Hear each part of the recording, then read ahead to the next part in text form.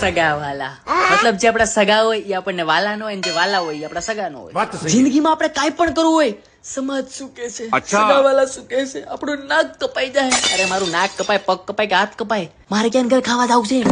અને અમુક હગાવાલા એવા હોય ને કે આપણને એમ થાય આપણે જાને હગે વગે કરી દઈ.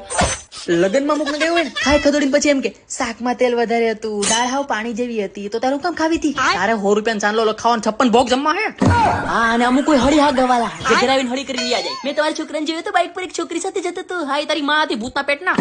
અને બધાના ખાનદાનમાં એક હોય મહાણીઓ, એ હોય રિહામણ. મતલબ એને લગ્ન હોય, છઠ્ઠી હોય, શ્રીમત હોય કે મુંડન હોય કે ગમે મરી ગયું હોય ને, ત્યાં એને ચાંદીના થાળમાં હે ને આમંત્રણ આપવા જવાનું. હા, નકર ભાઈને વળ ચડી જાય. આપણે આપણા છોકરાને એટલું ન મનાવતા જેટલું આ ભળવાન મનાવવો પડે. અમુક નંગ હોય ઉચ્ચ કોટીના ટપાલી. હા, એનું કામ હોય અહીંથી તમે કોઈ પણ સગાવાલાની વાત કરો, એમાં મિર્ચ મસાલા લગાડી ઘરે જઈને કે તમારા વિશે તો પેલા લોકો આવું આવું બોલતા હતા, સાવ ખરાબ બોલતા હતા.